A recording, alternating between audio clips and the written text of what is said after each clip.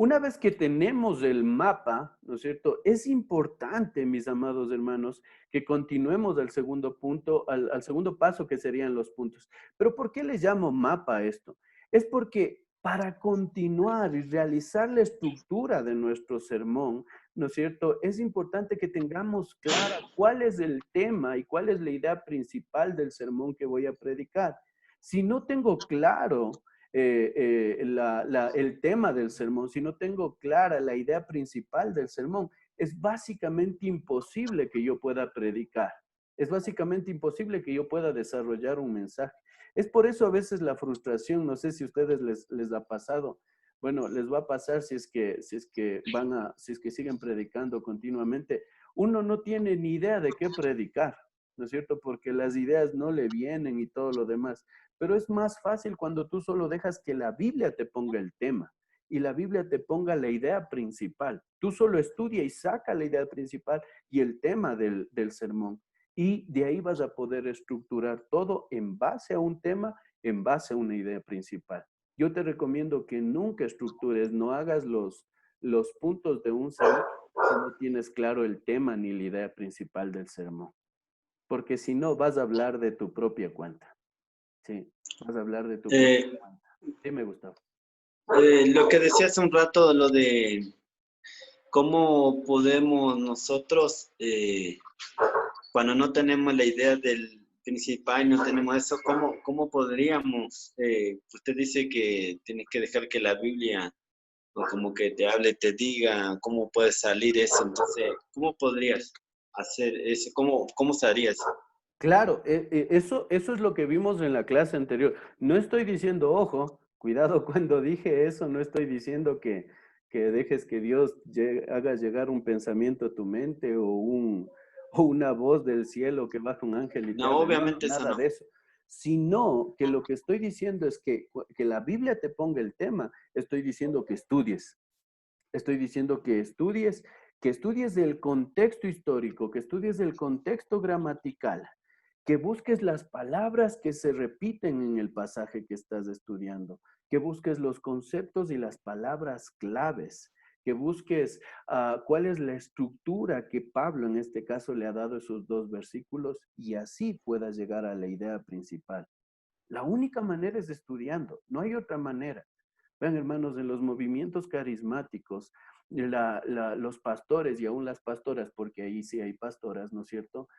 ¿Cómo les viene a ellos la iluminación? Es a través de sueños, de ideas que Dios pone en su mente, de ese sentir o de ese peso que Dios pone en su corazón, y eso es muy peligroso, porque en realidad puedes estar hablando de tu propia mente. Pero estudia la Biblia y deja que la Biblia te ponga el tema después de un largo proceso de estudiar. Hermanos, yo les mandé hace unas semanas una idea del tiempo que se debe tomar. Y mínimo, hermanos, mínimo para un sermón, mínimo deberíamos tomarnos 5 horas. 5 horas. Pero eso es lo básico, hermano. Eso es lo básico. Estos grandes pastores que vemos, ¿no es cierto? John MacArthur dice que él estudia 24 horas a la semana, ¿no es cierto? Y otros pastores estudian hasta 30 horas a la semana para preparar un sermón. ¿Sí me entiendes? Entonces yo te digo, ve como para no desanimarte y como para empezar, empiecen mínimo con 5 horas de estudio y estudien la Biblia y les aseguro, no es difícil después de un largo estudio, después de leer, después de investigar, después de leer el inicio, el final del pasaje, leer el contexto, buscar la idea principal y todo lo que implica un buen estudio, como aprendimos la clase anterior, la idea principal va a venir, el tema va a venir, va a salir, es cuestión de como 2 más 2 son 4, va a salirte el tema, pero implica un gran estudio, un gran esfuerzo. ¿Sí? Chévere, hermanos. Entonces, tenemos el tema, tenemos la proposición del sermón escrita en una frase, ¿no es cierto? Les vamos a decir a los hermanos o a la congregación, de esto les voy a hablar. En mi caso, les voy a decir, hermanos, por lo que Dios hizo en nosotros como creyentes, individualmente y corporalmente como iglesia, se merece toda la honra y la gloria por los siglos de los siglos.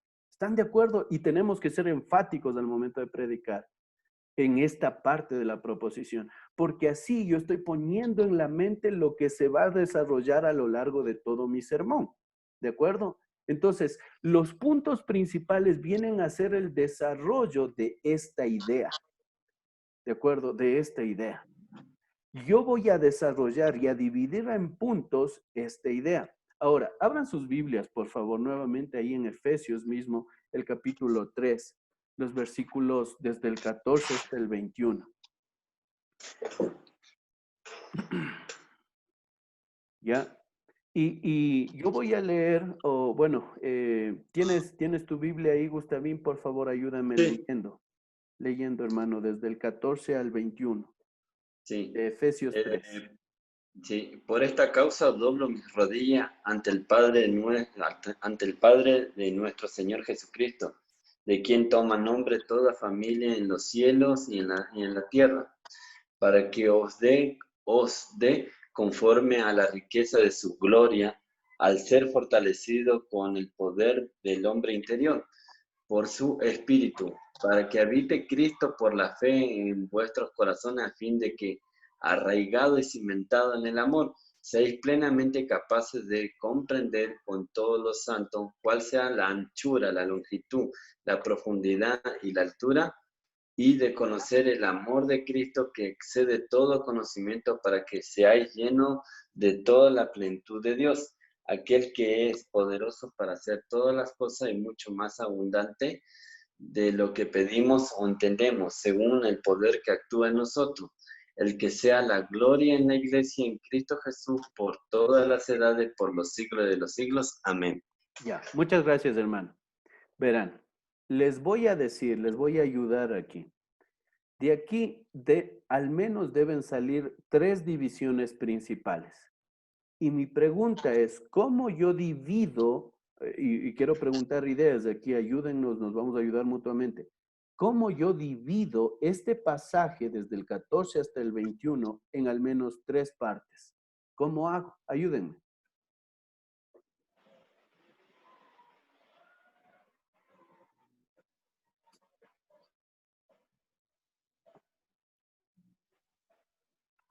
Veamos qué dice el Stalin.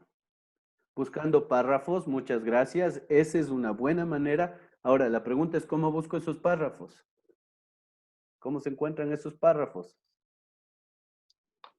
O sea, yo subrayé algunas palabras de cada versículo.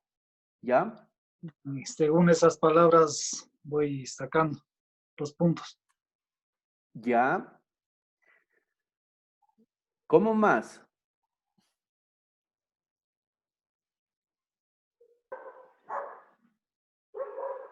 Ahora, verán, antes de continuar, Marius, pilas en esto. La verdad es que el significado y la repetición de palabras, eso lo haces en tu estudio, en la exégesis, en el estudio antes de preparar el sermón, de estructurar el sermón. ¿De acuerdo? Entonces, eso te va a ayudar a... Te voy a mutear un ratito, Gustavo, que está por ahí el perro ya. ¿Cómo se llama? Antes de estructurar, tú tienes que estudiar. Y eso de repetir las palabras te va a ayudar a llevar, a poner las ideas principales de todo el pasaje, ¿no es cierto? Pero hay una idea un poquito más bajita. Sí nos ayuda a estructurar, pero hay una idea un poquito más básica. Y son los signos gramaticales los que nos ayudan a dividir los párrafos. Por ejemplo, hermanos, ¿dónde hay un punto aparte aquí en este pasaje?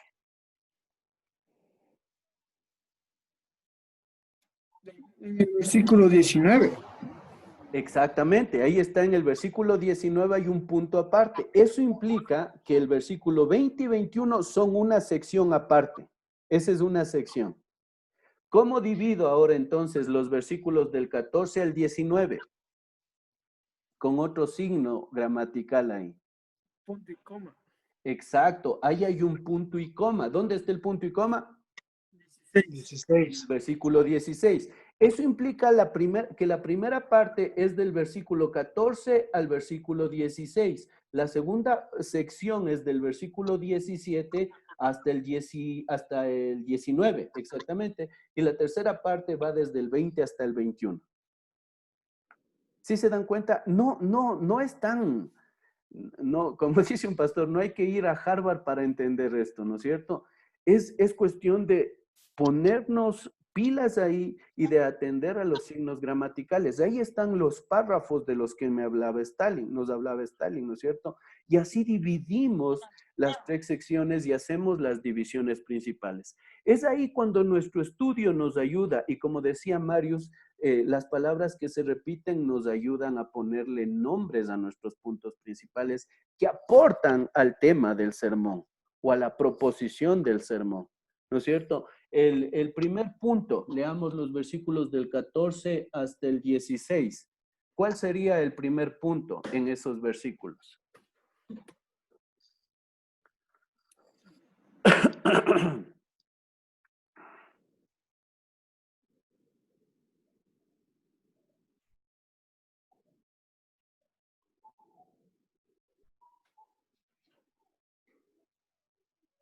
El tema era, ¿cuál era el tema?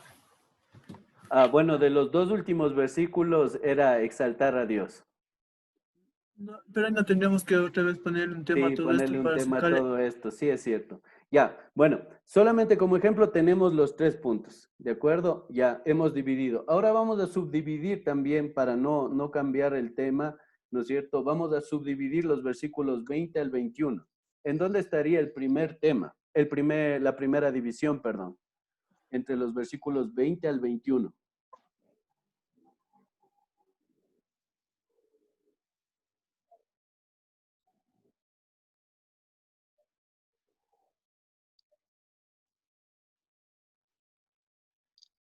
Estaría, para mí estaría entre el 20 mismo y el 21, uno parte a parte, porque Ajá, dice según el poder que actúa en nosotros y cambia la idea a él.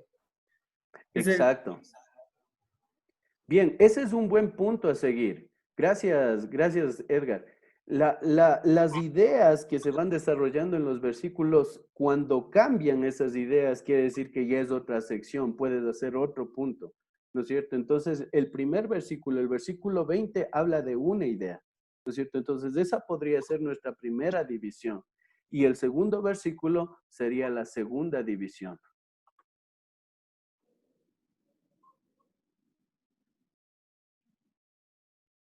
Explícate un poquito más, hermano Stalin.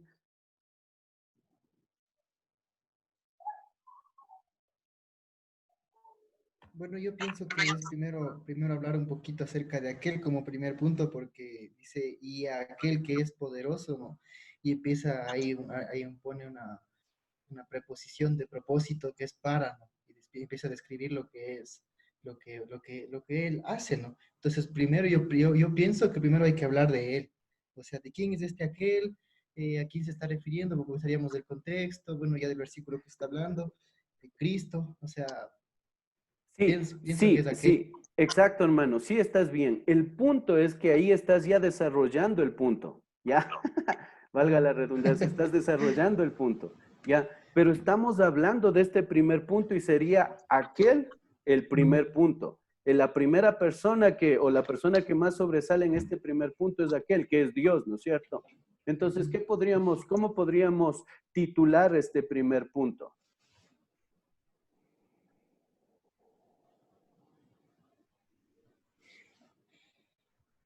Bueno, como yo pienso habla del poder de este aquel, entonces tiene que relacionarse con poder, ¿no? Tal vez algo así como, eh, primero saber quién es aquel, ¿no? ¿Habla de Cristo o de Dios? No, de Dios.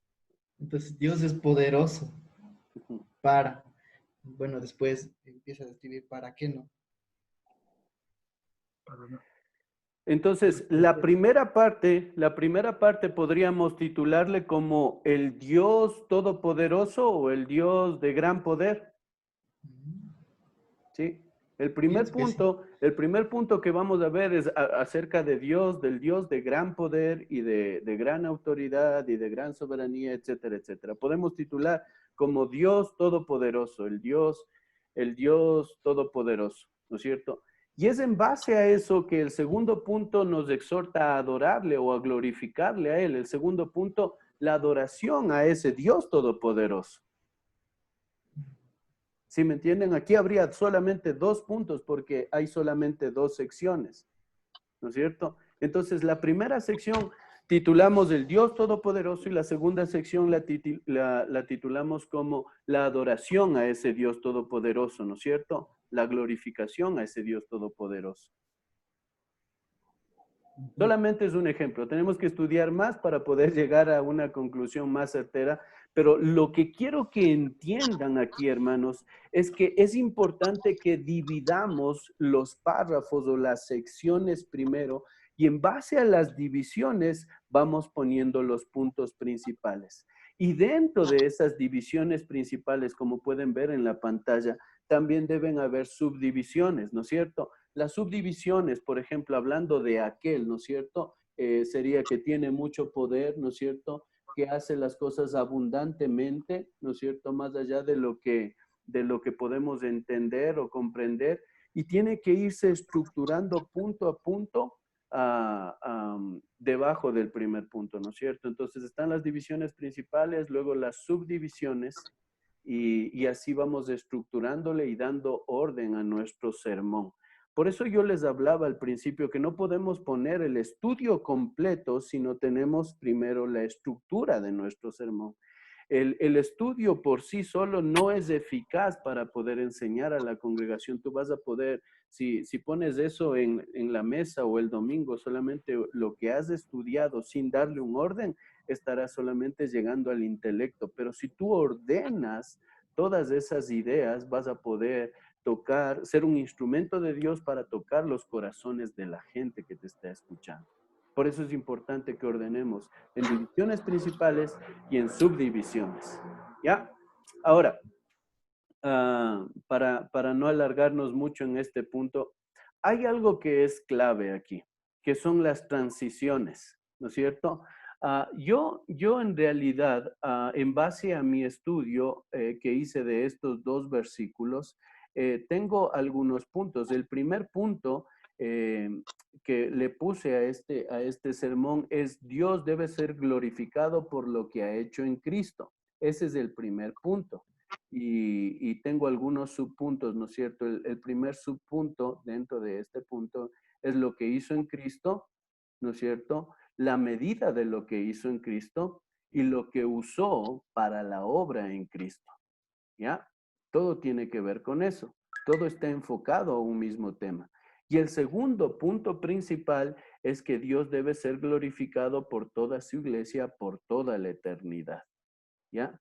Ahora, díganme si eso tiene relación con la proposición que yo les dije hace un momento, que es por lo que Dios hizo en nosotros como creyentes individuales y corporalmente como iglesia, se merece toda la honra y la gloria por la eternidad, ¿ya?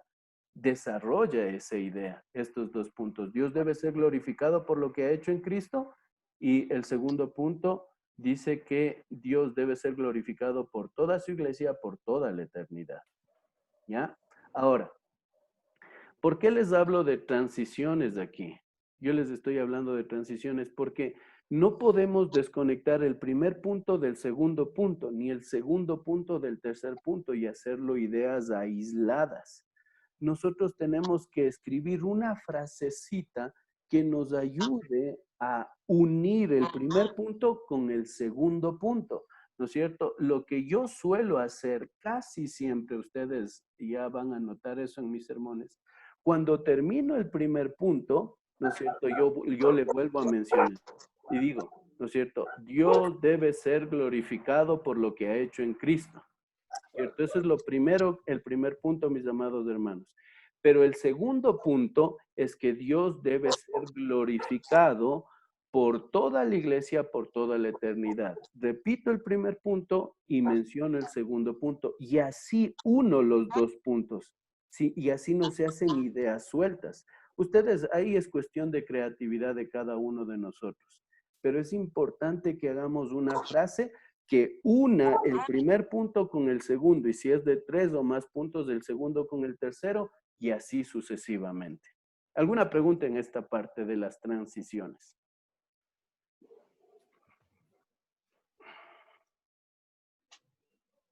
No, ¿A qué se refiere con transiciones?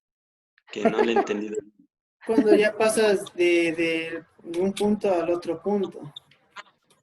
Ya, está bien eso, no, porque si no, no le entendía bien. O sea, eh, lo que trataba de decir, ¿no es cierto? Es que es importante unir los puntos, ¿no es cierto? Tienes un punto principal. Mi punto principal es que Dios debe ser glorificado por lo que hizo en Cristo. El segundo punto principal es que Dios debe ser glorificado por toda la iglesia, por toda la eternidad, ¿ya? Porque la idea es la glorificación a Dios, ¿de acuerdo? Entonces, ¿cómo uno esos dos puntos? Yo tengo que poner una frase que me ayude a unir los dos puntos. Y lo que les decía, voy a hacer que estoy predicando, ¿no es cierto? Les voy a hacer un ejemplo. Entonces, hermanos, el primer punto que hemos visto es que Dios debe ser glorificado por lo que ha hecho en Cristo. Amén. Pero el segundo punto es que Dios debe ser glorificado por toda su iglesia, por toda la eternidad. ¿Te das cuenta? Ahí esa frase me ayuda a unir los dos puntos y me ayuda a pasar de un punto a otro. ¿Me entiendes, hermano Gus? Sí, ahora es la idea de que podamos unir los dos puntos y no se queden puntos sueltos, ideas separadas, una por acá que nos habla de una cosa y nos habla de otra cosa y hacemos una fanesca de temas ahí, ¿no es cierto? Y esa no es la idea. No queremos que los hermanos luego salgan como mareados ahí, como zombies de que me golpearon por todas partes y no entendí nada, ¿no es cierto? Queremos darle orden, entonces decimos el primer punto y ponemos una frasecita, decimos algunas palabras y es importante que escriban esas frases transicionales para unir el primer punto con el segundo. Y si tienes 3 puntos, otra frase que te ayude a unir el segundo punto con el tercer punto. Y si tienes 4 puntos, es igual, ¿no es cierto? Haces una frase que ayude a unir entre cada punto. ¿Sí? ¿Estamos entendiendo? Ya, eso es importante. Entonces, ya tenemos el tema, ya tenemos la proposición. Hemos puesto todas las columnas y las cadenas para esta casa que se llama sermón, ¿no es cierto? Que son los puntos principales, los subpuntos o las subdivisiones y las frases transicionales que me ayudan a unir un punto con otro. ¿De acuerdo? Una vez que hemos hecho eso, mis hermanos, pasamos a otra cosa que se llama el contenido, ¿de acuerdo? Y esto es importante. Ojo con esto, hermanos. Una vez, ustedes vieron la segunda foto que yo les había mostrado ahí en esa construcción. Primero estaba la estructura metálica, que son las columnas y las vigas y todo eso. Pero la segunda foto veíamos cómo se estaban poniendo las paredes con madera y conexiones y divisiones y todo lo demás. Básicamente ahorita ya tienes la estructura con los puntos, subpuntos y frases transicionales o las transiciones, ¿no es cierto? Ahora tienes que poner el contenido. Dentro de cada punto vos vas a poner lo que has estudiado, la exposición del significado del texto, en primer lugar. Ahí metes la carne. Es como, digamos que por un momento tú puedes crear un ser vivo, ¿no es cierto? Creaste el esqueleto, ¿ya? Con los puntos y los subpuntos. Creaste el esqueleto. Pero el esqueleto es horrible y no tiene vida y no es algo feo, ¿no es cierto? ¿Qué le falta?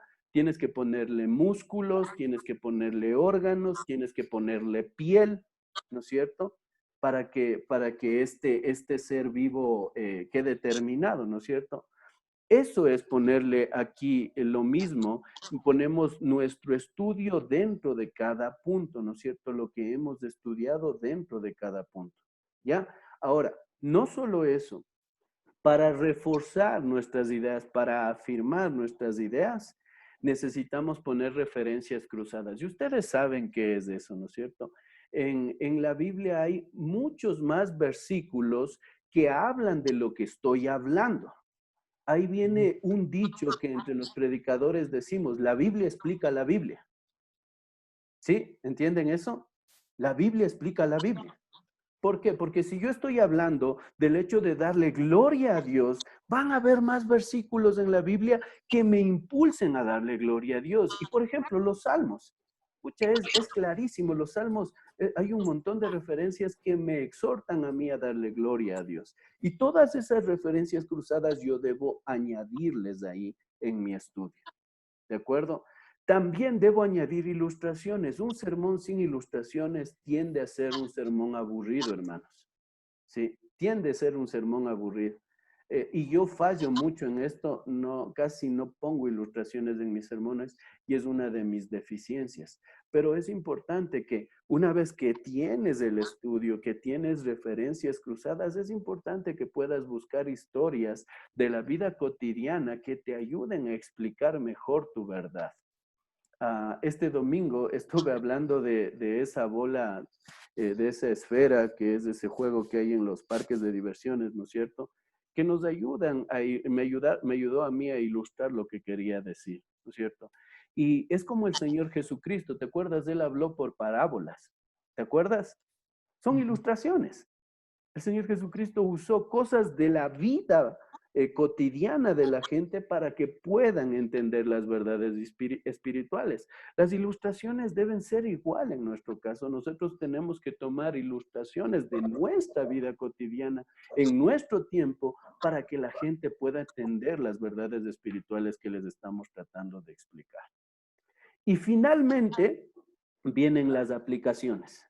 ¿Se acuerdan, mis hermanos, que la semana anterior, la clase anterior, yo les había dicho que es importante primero estudiar y luego aplicar?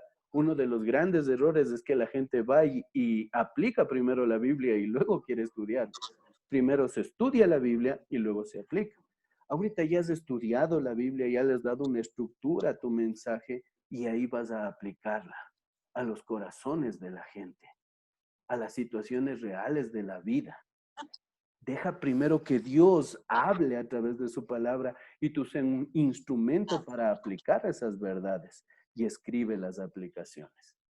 Eso es el contenido que debes meter dentro de la estructura del sermón, dentro de los puntos principales, subpuntos y las frases transicionales. Preguntas. Si yo no entendí las aplicaciones, ¿me puedes explicar un poquito mejor? ¿Qué parte? Las aplicaciones, o sea, ¿qué sería? Por ejemplo, el versículo, digamos, el versículo 20 de Efesios. Ya. Capítulo 3. Ya, primero, nota, es importante que tenemos que tener clara la idea principal, ¿no es cierto? Tenemos que tener claro el tema del sermón, tener un buen estudio. Y en base a ese estudio, al significado de este pasaje, tú vas a poder aplicar eso a la vida, ¿no es cierto? Entonces, una aplicación de la glorificación de Dios es transmitir esas verdades de la palabra a la vida práctica. Debemos exhortar a la gente a que eso se convierta en un hecho en su vida, en una realidad en su vida. ¿Sí me entiendo? Sí, pero empezamos con el estudio de la Biblia y cuando entendemos el significado nos pasamos a la aplicación. ¿Ya? Ya. Chévere. ¿Ninguna otra pregunta? Termino rapidito con el último punto. Verán, los detalles finales. ¿Y qué ven aquí en primera instancia en los detalles finales? Un flaco que desnutrido. No, lo que en los detalles finales está la introducción. ¿Resulta lógico en su mente poner la introducción, hacer la introducción al final? No, Porque la introducción va al principio de tu predicación, ¿no es cierto? Pero en realidad, ¿mande? pero la introducción es cuando ya entiendo de lo que voy a hablar. Ahí Exactamente. voy a poner recién lo que les voy a presentar. Una vez entendido lo que ya estudié, ahora sí les presento una idea, pequeña introducción de lo que ya voy a hablar. La introducción, hermanos, gracias Edgar, La introducción básicamente es atraer con una historia, con un relato, con un ejemplo, con cualquier cosa, atraer la atención de los oyentes al tema que vas a hablar, hermano. ¿Ya? Utiliza lo que quieras. Si quieres utilizar una ilustración de tu propia vida, algo que te pasó o algo que leíste o algún artículo o hablar de algún animal, de algún planeta, de cualquier cosa, con tal que esa historia o relato atraiga la atención de la gente al tema que vas a hablar. Y no puedes hacer la introducción sin antes saber el tema y tener la idea principal del sermón. Por eso es que la introducción se hace al último. Siempre se hace al último la introducción, ¿ya? Entonces, pero utilizas cualquier cosa con tal de que atraigas la atención y la gente se diga, chuta, claro, nos va a hablar de eso, a ver, veamos qué dice. Y se quede con esas ganas de escucharte el resto del sermón. La introducción es importante, ¿no es cierto? Pero, ¿quieres decir algo, Gus? Tienes tu mano virtual levantada. Está pensando como el chavo. Ya. No, es que ahora sí estaba viendo que tiene un poquito más de sentido, en el sentido de que lo que está diciendo la introducción no puede ir al principio, tiene que ir casi como usted decía en el final para poder entender todo y dar la idea de todo, ¿no? Entonces Claro. ahora sí ya le estoy entendiendo mejor ya. Ya, Ajá. entonces, claro que al momento de predicar lo dices primerito, la introducción, ¿no es cierto? Pero en el momento, en el proceso de elaborar tu sermón, eso lo haces al final. Siempre se hace al final, hermanos. Una vez que tienes la idea principal, usas cualquier introducción que atraiga la mente, la atención de tu audiencia a esa idea principal. Por eso es imposible hacer la introducción antes. Siempre se hace al final. ¿Ya? Esto Al es como final, un guión de película. Bien. Un sí, guión de película que dice que, es que yo estudié una vez para escribir guiones y decían que si en los primeros 10 minutos no captas la atención de la gente, no van a ver la película. yes, sir. Exactamente. La introducción es importantísima, porque si no vienes con un boom, algo que traiga la atención de la gente, pues simplemente no te van a parar bola, hermano. No te van a parar asunto. ¿Ya? Entonces, después de poner la introducción, pones la conclusión también, ¿no es cierto? El final, cómo quieres terminar tu sermón. Trabajas en tu conclusión, ¿no es cierto? Una vez que ya has entendido todo lo que vas a decir, está ordenadamente en un bosquejo, en puntos principales, en subpuntos, en frases transicionales, con contenido, con ilustraciones, con referencias cruzadas, ¿no es cierto? Después de que has hecho todo eso, pones una conclusión. Y la conclusión, hermanos, un consejo, debe ser muy corta. Es como llegas, vas, desarrollas tu mensaje y llegas al clímax y el clímax de toda historia es cortísima. Es como plum y se acabó. Sí, siempre haces una conclusión, pero tiene que ser muy corta, ¿de acuerdo? Y al final, ves, le das el título. Recordemos que el tema es diferente al título, ¿no es cierto? El tema, hablando del ejemplo que yo les puse al principio, la redención, ¿no es cierto? Pero el título, el regalo más caro jamás comprado. Eso sale al final, después de un gran estudio, después de que ya tienes todo claro, pones un título llamativo también para que la gente te entregue su atención, para que quieran, sientan deseos de escucharte. Cuando tú ves en el YouTube, ¿no es cierto? Vas a escuchar una predicación. Pones predicaciones John MacArthur o de quien quieras, ¿no es cierto? De los predicadores que escuches. Y ves ahí los títulos. Lo primero que ves es el título, pues hermano, ¿no es cierto? Y si ves un título medio chévere, tú sí le entras a ese sermón porque dices, wow, este tema está bueno. Entonces, y en realidad no es el tema, es el título, que te llamó la atención. ¿Sí me explico? Y aquí, hermanos, lo último, con esto termino, con esto acabo, con esto termino. Ya saben qué es lo que significa cuando yo digo con esto termino, ¿no es cierto? Media hora más. Lo último, hermano, después de entender todo el mensaje, de elaborar bien tu mensaje, es importante, hermanos, que tú escribas en un párrafo el propósito de ese mensaje. Dios escribió, le usó a Pablo para escribir estos versículos con un propósito. Lograr algo en los que iban a escuchar eso. Y tú tienes que tratar de escribir ese propósito. Porque cuando vas a predicar, tienes que meterle todas las ganas para lograr ese propósito. Eso le pone ñeque, le pone fuerza, le pone vida, le pone pasión a tu predicación. ¿Sí has visto cuando predican así medio como que ya me muero mismo y le faltan ingredientes activos a los predicadores?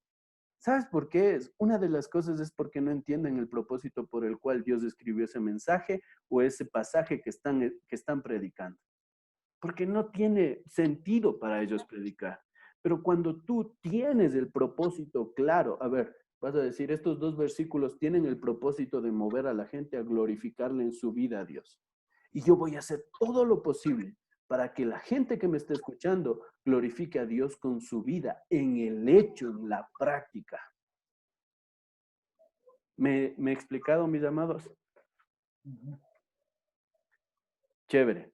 Voy a cortar ahorita la sesión y pueden entrar con el mismo link y solamente para hacer unos comentarios finales y así terminamos la clase, ¿ya?